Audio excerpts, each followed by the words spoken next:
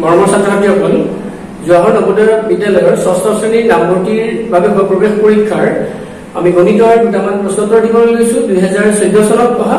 তোমালোকে যদি আমাৰ চেনেল প্ৰিজম ক্লাছেছ পাঠশালা সাবস্ক্ৰাইব কৰা নাই, সাবস্ক্ৰাইব কৰিবা। ভাল লাগিলে ভিডিঅ'টো শ্বেয়াৰ কৰিবা আৰু তোমালোকৰ মতামতবোৰ কমেন্টৰ সহায়ত জনাবা।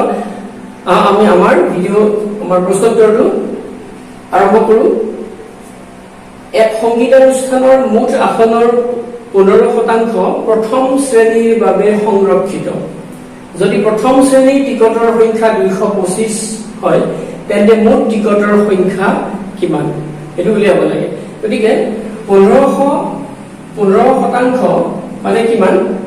100 যদি মুঠ আসন থাকে, তাৰে কিমানটা সিট থাকে?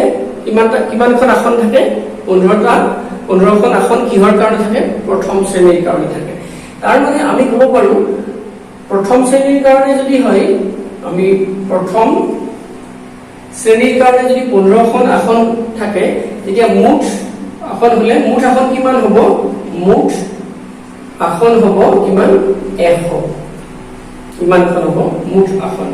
এতিয়া প্ৰথম শ্ৰেণীৰ কাৰণে যদি এখন আসন থাকে, মুঠ আসনৰ সংখ্যা কিমান হ'ব? ঐকিক নিয়মত 100 হৰণ 15খন কিমান হ'ল? নিশ্চয় বুজি পাইছা। এতিয়া যদি প্ৰথম শ্ৰেণীৰ বাবে আসনৰ সংখ্যা আমাক দিয়া আছে 225, গতিকে মুঠ আসনৰ সংখ্যা হ'ব, আমি কি কৰিব লাগিব? পূৰণ কৰিব লাগিব। গতিকে 100 পূৰণ 225 হৰণ 15, 15ৰে কেনচেল যাব। একবাৰ 7, 15 5 গুণ 72, গতিকে কিমান হ'ব? 15 পূৰণ 100 1500। গতিকে মুঠ আসনৰ সংখ্যা সংগীতানুষ্ঠানৰ বাবে থকা মুঠ আসনৰ সংখ্যা কিমান হ'ব? 1500। গতিকে এনসাৰটো হ'ব আমাৰ এইটো, য'ত আমাৰ প্ৰথম শ্ৰেণীৰ বাবে কিমান হ'ব? 225। 2014 চনত অহা গণিতৰ আন এটা প্ৰশ্নোত্তৰ চোৱা। আমৰ ওজনৰ 30% হৈছে ইয়াৰ বাকলিৰ ওজন।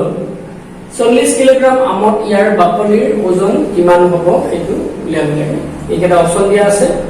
এতিয়া আমাৰ মুঠ আম কিমান? কিমান শতাংশ থাকে? 30% কিহত থাকে? বাকলিৰ ওজন। যদি তাৰ মানে কি হয় 100 গ্ৰাম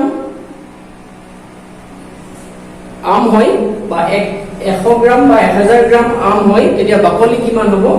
30% মানে 300 গ্ৰাম বাকলি হ'ব। বা 100 গ্ৰাম যদি আম হয়, বাকলি হ'ব 30 গ্ৰাম।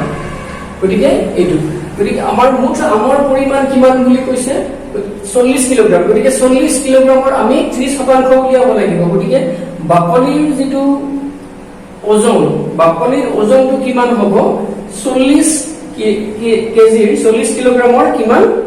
30%।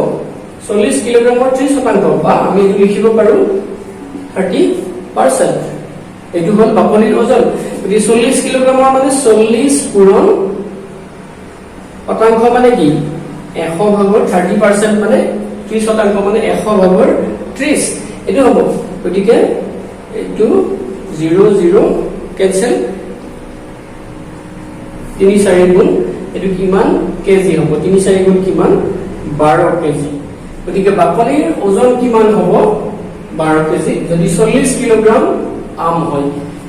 এইটো হ'ব আমাৰ উত্তৰ। গতিকে তোমালোকে শতাংশ নিশ্চয় বুজি পাইছা। শতাংশ মানে 100ত কিমান হয় সেইটো চাব লাগিব। আজিলৈ আমি ইমানতে সামৰিছো। ধন্যবাদ।